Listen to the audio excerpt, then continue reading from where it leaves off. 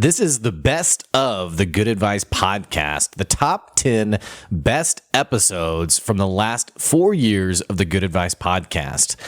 Thank you guys for tuning into the podcast, and I hope you enjoyed this episode. And don't forget, you can catch our weekly episodes on the Good Advice podcast on any platform you listen to the show, as well as on our YouTube and LinkedIn pages.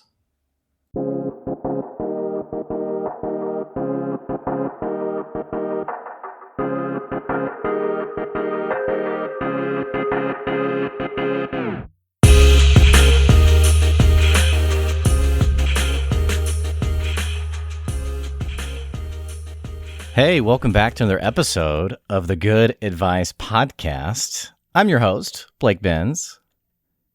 Who are you? And I am Joy Benz, Blake's wife. Yes, that is my wife. And where are we right now? We are currently in Destin, Florida. I could tell you kind of wanted to have like a announcer voice. Currently at the beach. I could just vaguely see like you were ready to be like Destin, Florida. A new car. Yeah. So we're on vacation, and this is episode 200 of the Good Advice podcast. Good job, honey. Yeah. Well, thanks for all the support. Of course. Now the setup we have here is interesting. We're not in the recording studio of my office. Right. We are huddled in front of a window on the floor with a microphone between us and a laptop. But the view is amazing. The view is amazing because I'm looking at my beautiful wife. And there's also a great view of the beach. Mm-hmm. But yeah, we have like kind of this gimmicky setup, but we wanted to record this. Yep. We didn't want to have to wait a week.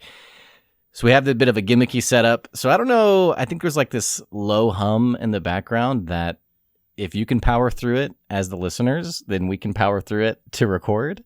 Mm-hmm. But yeah, we wanted to record for the 200th episode. Yeah, pretty exciting. Yeah, it's a feat.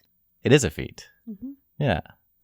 So what do we talk about? It's your baby. Well, so for those of you who are listening and maybe you haven't followed the podcast long term, this is the Good Advice podcast. We talk about business, talk about entrepreneurship, management, all these different things that I'm personally passionate about. And the podcast came about almost 3 years ago. Really? Yeah. Wow.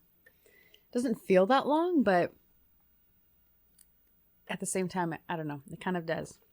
Yeah, it's like there's a bit of a consistency week to week of like, oh, Blake's recording. Right. Blake's talk, because also part of the podcast, we have guests on the podcast. Right. And naturally, I saved the best guest for episode 200. Yay. And they'll be here in a second. Oh. They're going to come sit with us. They're going to come huddle. Yeah. They're going to come to our condo and just awkwardly huddle between us on the microphone. That'd be so awkward. But yeah, so it's there's a bit of a consistency about it of like, oh yeah, Blake's recording. But yeah, you're right. It's like, I mean, think about where were you 3 years ago? Let's see. 2018. I don't know. I was just definitely, we didn't have a baby. That's true. We do have like the year before we were pregnant. So that was just like a whole different life, kind of. Yeah. So the business, let's say 3 years ago, the business hadn't even started yet. So I was still working at... You're doing a podcast? I wasn't doing a podcast 3 years ago. Oh, 3 years ago, I was still working at my last company. Yeah, that's true. I was still working. I started my company in 2016. Yeah, so 17. 2017. Maybe. Yeah. I don't know. I think so. I was teaching. I was still teaching online. Yeah. But yeah, for sure. 2018. We were at our house. Mm-hmm. So there was some familiarity there. Mm-hmm.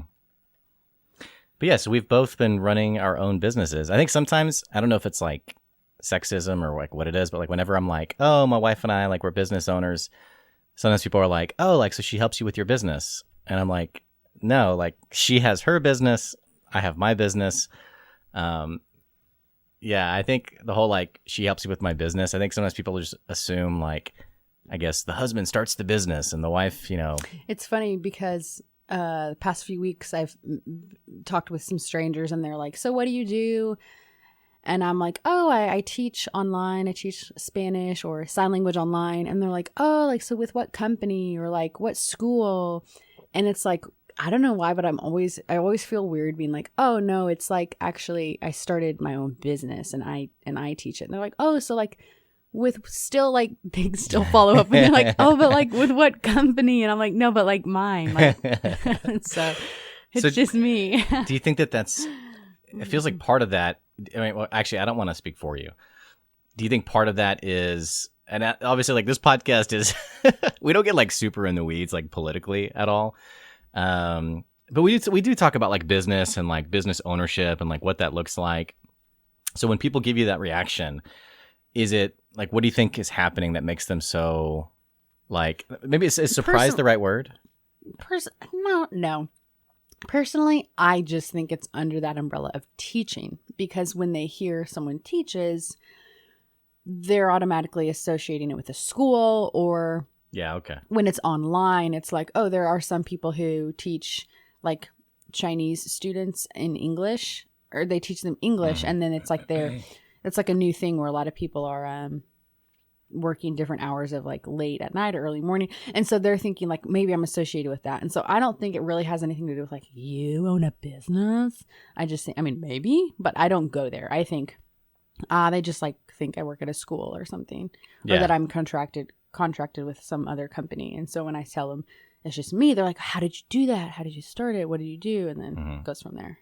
I think it does feel like that, like entrepreneurship is like this concept that like we see on Facebook or like on YouTube or something. And then when you actually meet someone who's an entrepreneur, I think there is sort of like this incredulity. I have another word for it. Incredulous. Someone's incredulousness. Yeah. They're incredulous. Almost like, wait. Actually, like, what does that mean? I take it to I'm mean a language like, person, but sometimes I'm like, wait. I like to know the like actual definition of things. Well, I mean, now like the person listening who's like, oh, it means this, they're going to be fact checking us. I've always taken it to mean like a sense of like, not necessarily like disbelief, but like, yeah, a bit disbelief and like curiousness as to, or curiosity as to like, what information you're being given. And so when someone's incredulous at something, they're like, oh, like, wow, like that's really interesting. But it does feel like when I tell people, like, so for me, for example, with the podcast, whenever guests come on the podcast, a lot of times they're like, oh, hey, this is a really cool gig. I really enjoyed this conversation. And they'll be like, so what do you do? And I'll be like, this is what I do. I do the podcast and I do my business. And they're like, yeah, right. I get that. But like, what do you do like during the day? Oh. Like almost like what's your job? And so when I have to explain like, oh, and it doesn't bother me. It's not really here nor there. It's more just like, you know, someone has a perception that it's, you know, something not sustainable. Yeah, I guess so. And so they're like, yeah, but what is your job? And I'm like, this is my job. Yeah. And it almost feels like people sometimes, I don't know, maybe like entrepreneurship is like kind of not super tangible to people. Yeah. Well, maybe they're also thinking the podcast certainly isn't the full part of it. And it's not. You have clients and you have programs and you there's more to this, but that is what you do every day. You do podcasts and you do, you know, you work with your clients and you find clients. There's things like that. And so. Right. Maybe people who have it like in your old company where you already were given the people that you worked with, you were just working on the content and the like follow through. But you're right. I don't know what I'm saying. More entrepreneurs would probably more be able to relate with you. Do you consider yourself an entrepreneur? To be honest, I think if it wasn't for what you do, I probably wouldn't have considered myself. I don't. I mean, maybe I should, but I don't. I don't think like. I don't know. If you went to like a networking event and someone was like introducing them, like, you know, it's like the go around, like, who are you? Like, would you ever be like, yeah, I'm an entrepreneur? I don't know if I would. Maybe if that was like, I really don't know. That's a good question. Because when I think of an entrepreneur, I think of someone who's wanting to continually grow in the business world and like expand and go bigger and like learn and maybe start new things. And I don't personally have a vision for my company, like expanding into this like multi-employee, like me, like becoming a manager across like 40 different countries. Right. Like, Cause I mean, I even have a friend who started, becoming an online language instructor. And, once I had a baby, I even started like, if I had students who were like, oh, hey, my friend or someone I know wants to learn Spanish or sign language, can you teach them? At that point, after becoming a mom, I wasn't looking to really expand my roster. And so I would kind of give them to I would offer them to my friend. And later my dad was like, hey, you should maybe look into like having your friend like pay you a percentage of like a referral fee. Yeah, referral fee. And I was like, I never thought of that. And I bet you if I was more entrepreneurial minded, I might have thought of that. But then I was like, well, I mean, she has her own thing and it's not really under the wing of what I have as Culture Connection. Maybe, but like at the same token, it kind of feels like, I think what I like about your story is, I think a lot of times when we think about an entrepreneur, we do think about like that person who is like doing that bigger and better, almost like sometimes, especially on social media, there's a lot of like presentation with it. Like, I'm an entrepreneur, you know, there's a little bit of pizzazz to it. But I think the more I've talked to people who, because if we think about it, an entrepreneur who is essentially someone who sees a problem and solves that problem like through their own way. You saw a need for people who are wanting to learn new languages and even go beyond that, get engaged with different cultures that they were learning about, and you provided an answer for them. So it is entrepreneurial. But I almost like your version of it better because a lot of times when we think about being an entrepreneur, we don't think about the unsexiness, I guess, of, okay, I'm starting a business and I'm like figuring this out and I'm actually sending customers to a friend of mine. Oh, I guess I should have done a referral. But like, we don't think about that because a lot of business ownership and entrepreneurship, it is a lot of like, we're kind of just figuring this out as we go. Right. And I don't know. Sometimes it doesn't feel like we really give enough attention to that. It feels like on social media, online, or even like in networking circles, we make it very like, oh, I'm an entrepreneur. And like, I don't know. I do think that it would organically have grown. Like, let's say if I worked on this, what I do full time, I think I would probably commit half of it to my students and half of it to sharing my experience with other online like tutors and language instructors, because it's a small niche of people who like do like personalized online lessons, and I find that my experience is kind of not my personal experience, but like just some people I know that are interested in doing what I do. They're like asking me a lot of questions like, well, how did you do lesson planning? How did you do like cancellation fees? How did you manage this, that, or the other? And I'm like, wow, there's a lot of, because I had to just stumble over and figure things out. And some part of me is like, I think that would kind of be fun, like helping other people do what I do. So that's something that I've thought of there. Well, it's cool how Culture Connection, which is your business, how it has become this sort of, it has its own momentum.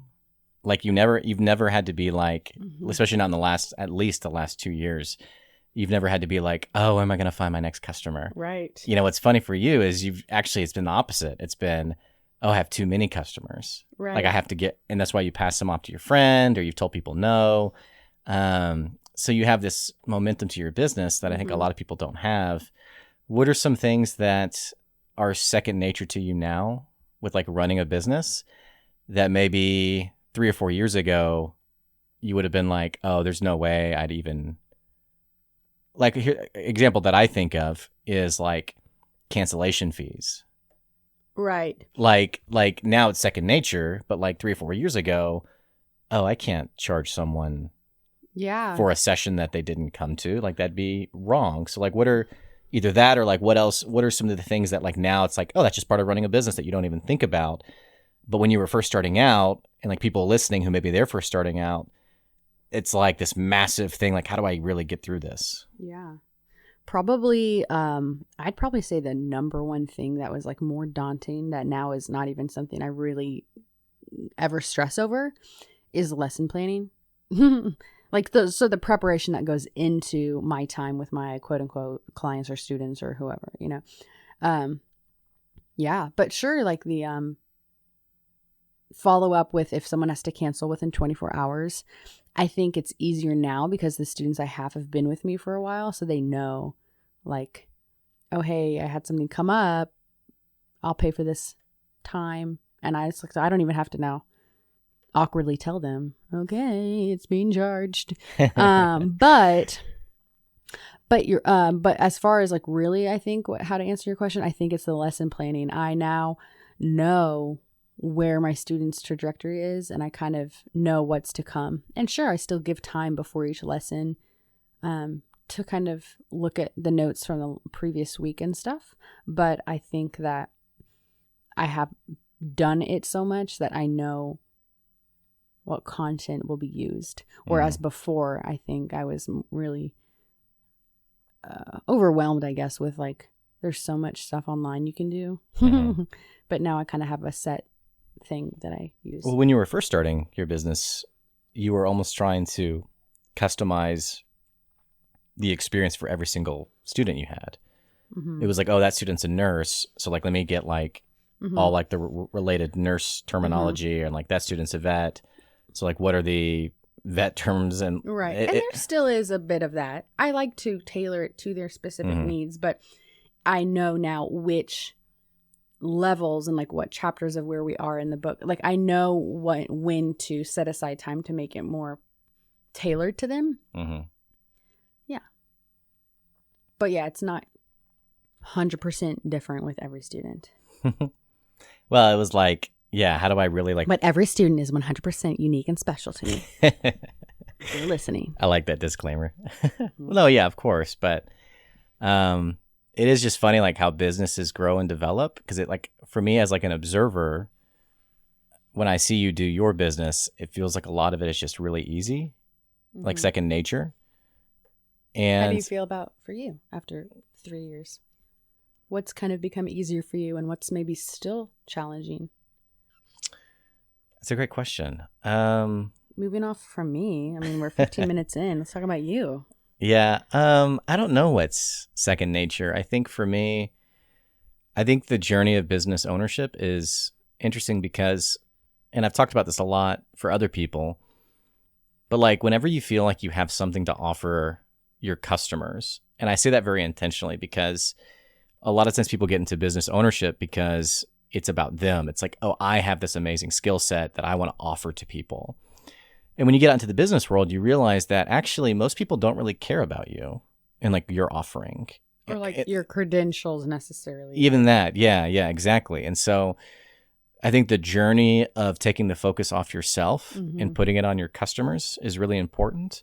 But in that, the thing that's been a journey for me is tailoring what you do in customer-centric language, meaning like, okay, your customer has a problem, so how do you talk about it in a way that makes sense to them? And I think I was a bit set on the wrong path early on with my business because, you know, you'll remember when I started the business. And you had to do those webinar I remember or something. I called you, and my wife is the bank of the family, and so I called my wife and said, hey, I want to hire this person. It was a digital marketer, and they're going to really help me like craft my offer and things like that.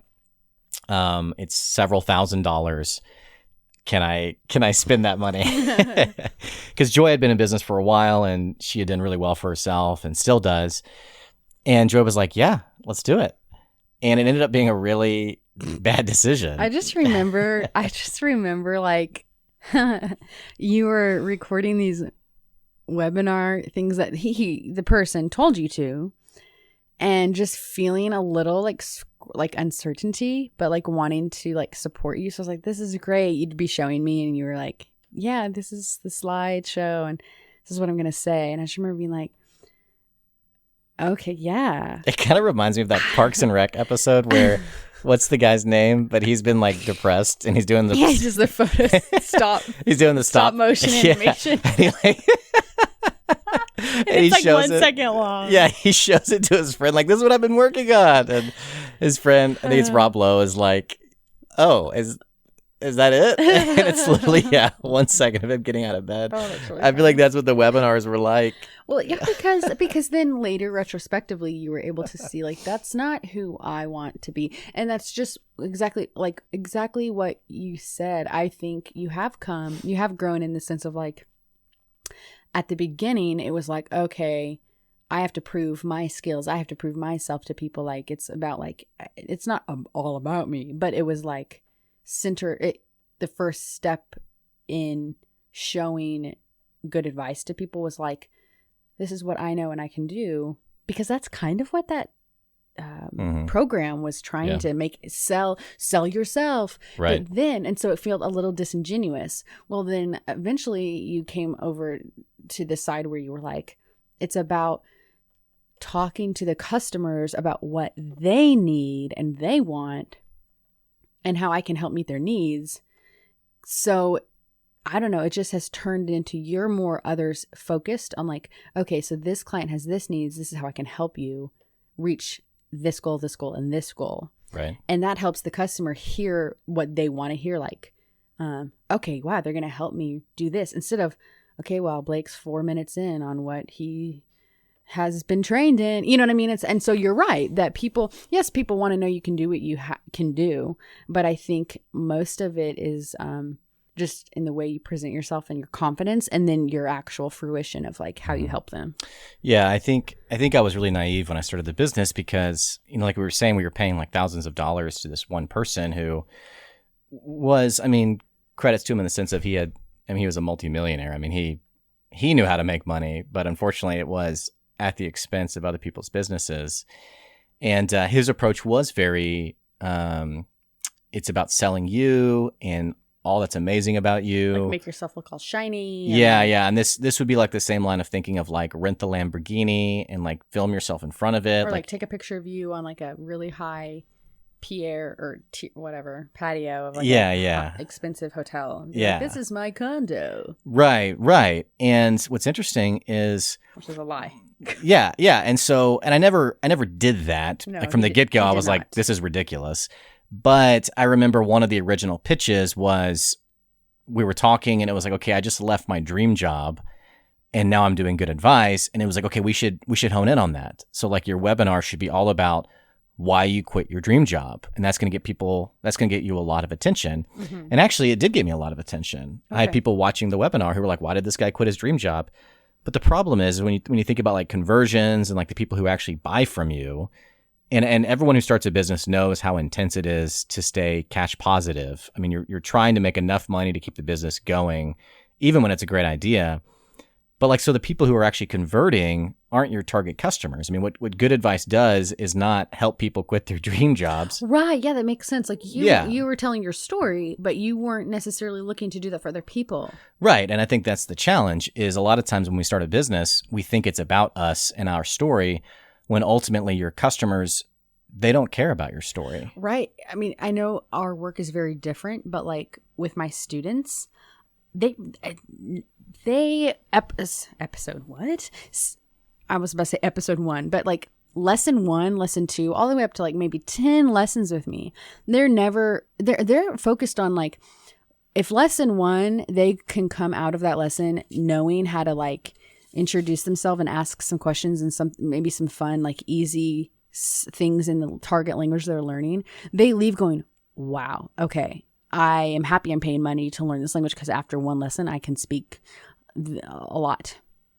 Yeah. But they're never like, but it's not till later, once there's more relationship, they're like, hey, Joy, like, how did you learn Spanish? Or, like, what got you into the deaf culture? Like, why are you learning sign language? And that's not, like, the very beginning at all. Well, think about how weird it would be if lesson 1, let's say you have a student named Ashley. Imagine how weird it would be if it was like lesson 1. Okay, Ashley, we're going to practice introducing yourself. Repeat after me. My name is Joy. And, like, everything they had to do was based on, like, you and your experiences. Or what if I wasted the first 15 minutes of her lesson being like, so this is why I teach Spanish. Yeah, and she's probably thinking, I don't care why you teach Spanish. I just want to learn Spanish. Exactly. And then later, maybe it might be fun to share that. But, like, it's not it's not the selling point. And this is like pretty intuitive when we talk about it, but like that was not my experience when I started. It was, you need to present yourself as this sort of business mogul. You get it. You understand it. Like, people are going to be attracted to you because you're so successful. And I think that was like hardwired into me to start. And my journey over the last 3 years has honestly been like absolving myself of that whole, like, even, I mean, like, I don't even know where the webinar is anymore, but like, I literally deleted everything to do with that stuff. And I think I've had people even find it now who've been like, hey, I saw this webinar of you. And I'm like, oh my gosh. I just thought of Jerry Maguire because I don't know if this has anything to do with it, but like, you know, the movie with Tom Cruise? Yeah. And he's like, you know, going after all these sales, but you know, when he gets fired, you know, he like has one client and he then is like giving his all and he becomes such a better person for it. And then, you know, it makes me think at like the very end of the film, his previous competitor who has all these sport athlete clients, you know, well, they see Tom Cruise like hug his client and they're like, yes. And there's all this trust there and there's all this victory. And then the other guy that, you know, jerk, his client's like, well, you know, why don't we have a relationship like that? And he's like, you know, because I'm not a good guy, you know? Yeah. And so it makes me think like you have been on this journey where like now the people you work with, like you are more of your authentic self of like why you're really wanting to help them. Right. Which is why I started the business in the first place. Exactly. And so you know, probably that character and I just forgot his name, Maguire. Jerry Maguire. Thank you. My memory. It's the name of the movie. Yeah. In case you ever forget. I remembered it 2 seconds ago. Jerry Maguire. Like, this is probably why he went into the company. Yeah. And, you know, he's good at sales. Maybe he liked what he did. And then eventually, you know, got in the rat race of it all. So I think what good advice is passionate about, you know, your core values are, you want to maintain those throughout all the work you do. Right. What are your core values? I don't know.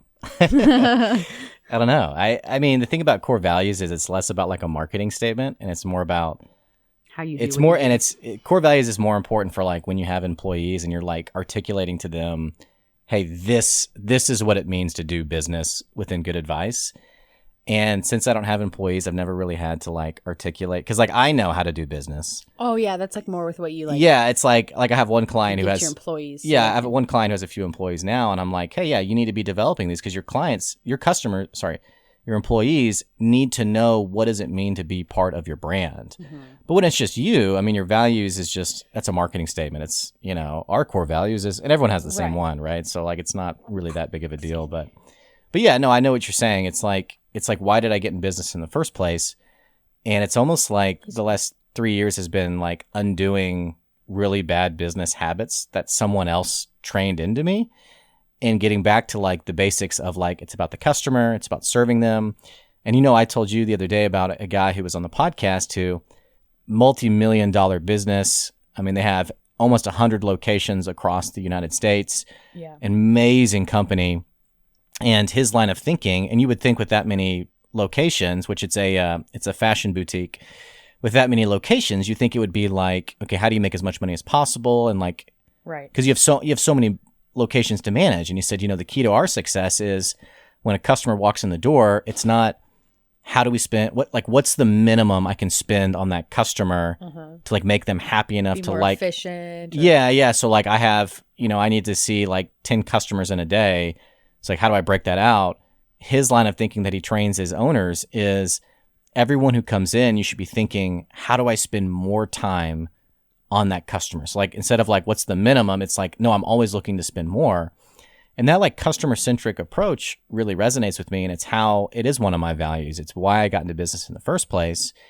And that is ultimately to transform other people's businesses, like to take these businesses that people know they have something special, but like they don't know how to make it work, so to speak, and like giving them the insight they need to take it to where they want to go, which ultimately affects their livelihood, affects, you know, their week to week. Yeah. You know, I mean, their relationships. Yeah. And so I think the long answer to your question of like what's second nature to me now is this sense of like thinking about the customer, which Yes. before it was, how do I make myself seem like the right person and the right answer? And, you know, he knows this stuff. And I'm only 33 years old. And so Almost 34. I still have people that I meet who are like, oh, wow, you're pretty young. Like, what's your story? Yeah.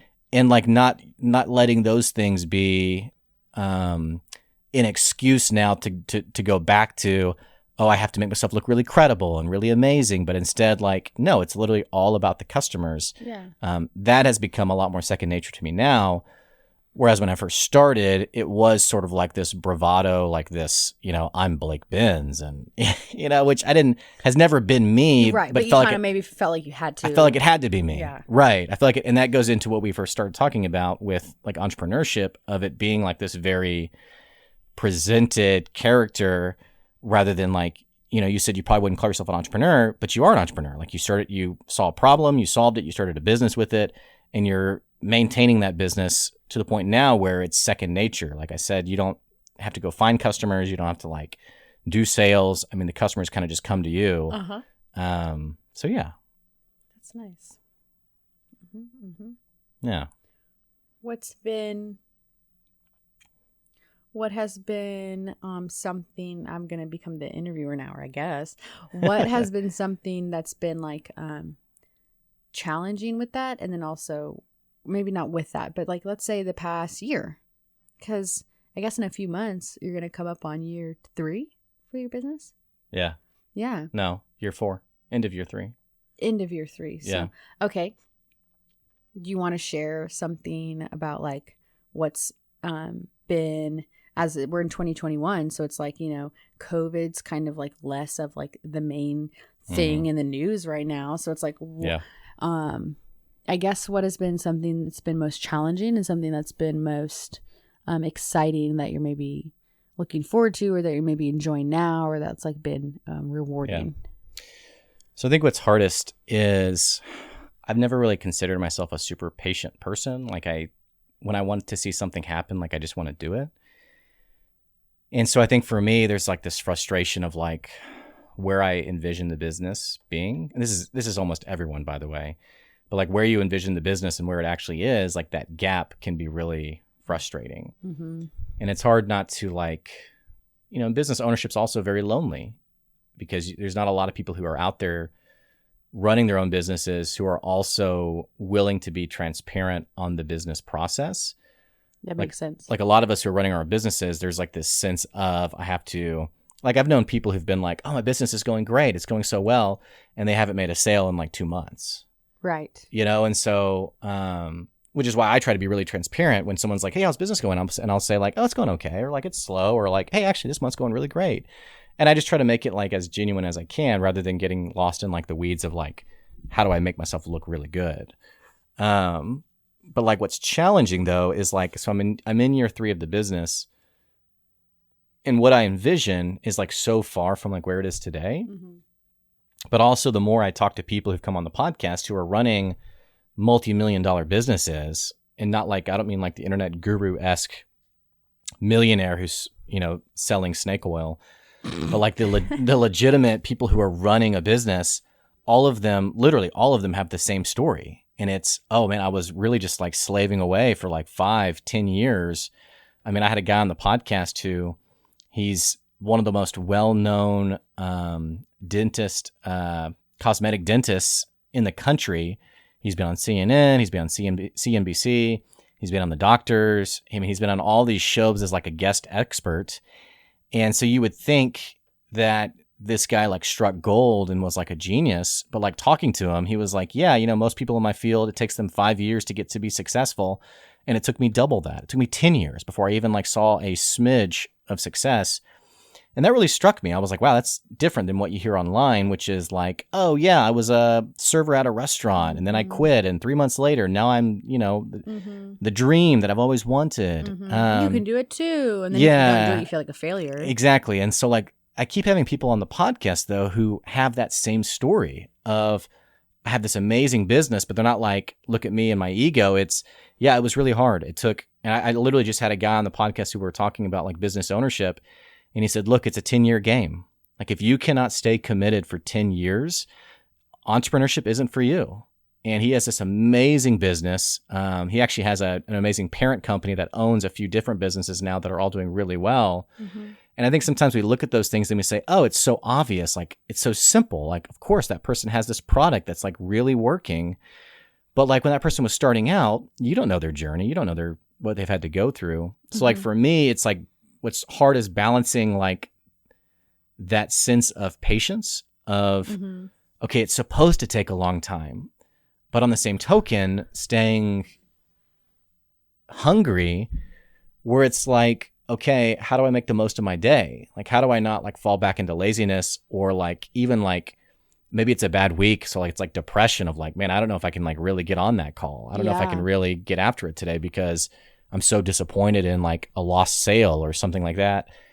And so like navigating that is really tiring and really challenging. And sometimes it's like, can I do this for 10 years? Before it becomes the traction. Yeah. And I think that's a challenge we all have to walk through is, can I really do this for 10 years? And I think, you know, in your situation, you have a business that you've built and that it works and you found success relatively quickly. Mm-hmm. I think a lot of us, when that doesn't happen, it's like, there's a lot of like mental gymnastics you jump through of mm-hmm. like, am I cut out for this? Absolutely. Am I made for this? And then like, naturally we have a daughter. And so I'm thinking about her and her livelihood and like our next kid and just like... I'm not pregnant yet. But just thinking about like, okay, how am I going to be a good role model? And like, how am I going to help contribute to the option of a lifestyle that I want them to have? Like, those are things that like they really weigh on me. So yeah, I think that's the ultimate challenge, honestly. It's how do I take this business to a point where I'm having small enough gains that are significant that are building it to what I want it to be. And then to answer your second part of your question, what I'm most excited about, honestly, it's the happy customer. I mean, I've told you about one customer I have who it's almost like she can't stop messaging me of like all the success she's having because of us working together. Yeah. And so that's like on those tough days, you know, to get a text like that, it's like, okay, yeah, like my work is meaningful. It does matter. Yes. And it doesn't matter for my benefit. It matters in the sense of what I set out to do to help customers. It actually is helping customers. Yes. It like confirms that, okay, what I have to offer is useful for people. So I guess it'd be kind of fun, like if there were little listeners could somehow like email you or like contact you to say like, what maybe do they do to like, on those weeks when it's hard or those days when the motivations is not as tangible as when they're like riding on success, like in the waiting game, I guess. I wonder like what they do to like keep themselves, you know, you're saying they distanced from that, maybe that sense of depression or that like, oh my gosh, can I really do this for like 5 more years until it becomes how I want it to be? Like, you're saying they should send in their good advice. Exactly. We can all kind of, you know, what's the word? Help each other. Collaborate. Yeah. Yeah, just encourage each other. I think it'd be kind of fun to like hear from the listeners, like what works for them. Yeah. Yeah. I think that's also the power of community, right? It's like, the more connected, because like entrepreneurship can be very lonely. Like a lot of times if you quit your job, it's like just you. So like developing that community of people who you're not like constantly edging one another out. Like someone's like, oh, I made a $5,000 sale. And someone's like, oh, well, I made a $7,000. Yeah. You know, but like legitimate community of support and encouragement. Right. So that's a shameless plug towards your Tuesday mornings. Right. What is that? Yeah, so Tuesday morning I have what's called the NWA Growth Group, and it's just for business owners who want to grow their businesses, and we have like a strict no selling policy. Which you're not there to be like, I'm Betty and I make the best cakes, order my cake. Yeah. I mean, I'm for people to be prideful about their business. I'm like, yes, great. I love that you love what you do, but like some people who are just coming into the business, who are like maybe marketers or salespeople themselves, or coming into the group, excuse me. They're like, oh, this is like your group to like pitch people and like develop your sales. And I'm like, no, like I don't even promote what I do. It's legitimately just a place for people to talk business and grow their businesses because it just feels like those places are few and far between. So we do that every Tuesday morning and we literally just get together and we just talk about whatever's top of mind. two Tuesdays ago, we literally talked about like the customer experience. Like, what does it mean to really create a meaningful customer experience? Because everyone goes back to this answer of like, oh, we're amazing because we have great customer service. And it's like, okay, well, if everyone thinks they have great customer service, then no one has great customer service. Like what stands at your part? Yeah, because think about it as a customer yourself. When's the last time, like in the last like 10 years, how many times can you count like that truly transformational customer experience that you had? For me, I can count on like one hand. And yet definitely not Dell or Best Buy. Sorry. Yeah, this episode is not promoted by either of them. But everyone says they have great customer service, and yet so many customers are talking about their experience. So like that's what we talked about in the meetup was, okay, like what does it really mean to create a customer experience that means something to them? And so like that's an example of like community where we're talking through a concept, and it's not like, hey, let's talk about customer experience. And by the way, if you want to up your customer game, right, for a low price of $99, it's just to kind of be there in a space where they can feel connected with other like-minded people. Right. So is that virtual or is that in person? It was virtual with COVID. We're in person now, but I think every last Tuesday of the month will be virtual. Okay. What time? It's at 9 a.m. Central. Okay, cool. I like how you're like my. How can I? You're my salesperson, I guess. If I'm in Northwest Arkansas Yeah. and I want to join the in-person ones, how can I find out where they are? Well, it's always 9, and it's always at Red Kite. Where's that? In Springdale. Oh, okay. Yeah, but you can go to our Facebook, it's literally just NWA Growth Group. It's like the simplest title ever, but cool. Thanks for being my partner and I promise promoting these he things. Did not pay me to say that. Yeah. I thought it was a natural I segue. wouldn't have to pay her. I would just make her like a really nice meal. Yeah, which he is a great cook, by the way. Thanks, honey. All right, so we're at 40 minutes. Is there anything else that you want to talk about or mention or ask or brag about yourself? Or 200 episodes. Is there anything else we need to I don't know. Well, I have something. It's no small feat. I will say, if you've been enjoying these episodes, this podcast, why don't you plug your ears so it'll be a surprise? Why don't you guys, send Blake an email at goodadvice. What is it? It's Blake email? At goodadvicecoaching.com. Blake at goodadvicecoaching.com and tell him which one's been your favorite or why you like to listen to his podcast. Or if you fall into the category of what we talked about earlier, if you are an entrepreneur yourself and you feel like there's something that's been a good method to keep you in the game every day, what is that? Share it, Maybe they could even go to the Patreon. Or if you love the podcast, go to the Patreon and support him. It's just the same price as a cup of coffee or more, obviously. Because if you do more, the tier that more per month or... It's per month, yeah. Then you really look at the different things that their offers. Anyway, we would love to hear from you. Let me ask you this last question. So we're at 200 episodes. Podcast has been going for almost 3 years. What would you hope to be true?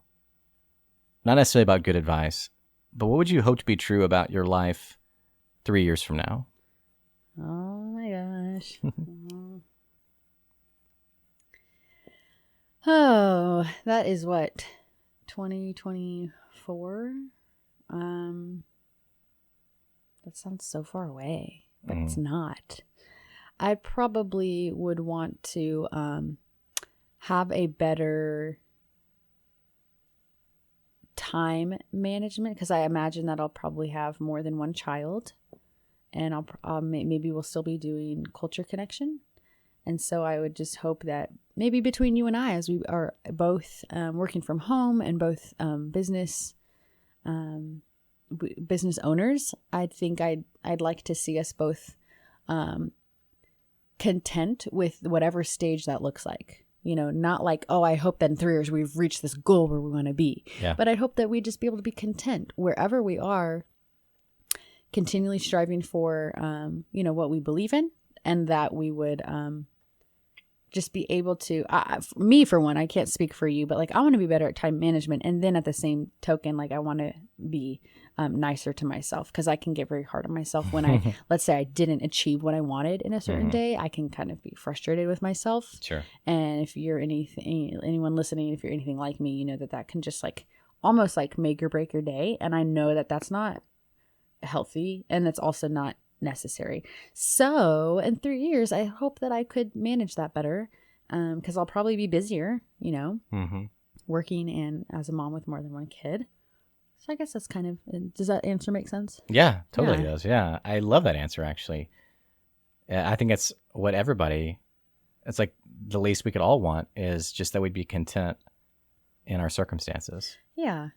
Because I don't think I have this like really defined goal for like what I want at this time of my life or the next season of my life. I think I just really want each day, I want it to be purposeful, but if it doesn't look the exact way I envisioned, I want to be able to be content and be a loving person and be present in the moment. Mm-hmm. I think I'm going to take your answer. I like that answer. Okay. Yeah. 3 years from now, just content. Mm-hmm. That's nice. Wherever we are. Yeah. Working hard for our goals. But... Right. Still hungry, but content. Mm-hmm. Cool. Yeah. Happy 200 episodes. Happy 200 episodes. I love you. Love you too. Thanks for being part of it with me. Mm-hmm. And for our listeners, thanks for following the journey. If you're a first-time listener, welcome to the podcast. This has been 200 episodes of the Good Advice Podcast. Hopefully we'll have 200 more, And if you've been following long-term, I just so appreciate it. I mean, seriously, I never really knew where this podcast was going to go. And so the fact that it's still going and people are listening, I mean, that's exciting. And it's pretty incredible. So that's all I got. Over and out. If you have been following the podcast and you've never subscribed to the podcast, definitely click the subscribe button. And absolutely, if you want to support the podcast, you can go to our Patreon, patreon.com/goodadvice. If you run a business, you own a business, you can get the business advertised in the podcast. Again, check that out on our Patreon. Or like it on any platform you're watching it. Yeah. Like a review, I mean. Yeah. Give us a review. Yeah. Hopefully, I mean, if it's a great review, definitely give us a review. If you hate the podcast, don't give us your review. Right, exactly. And that's episode 200. Thanks for listening. We'll catch you later. See ya.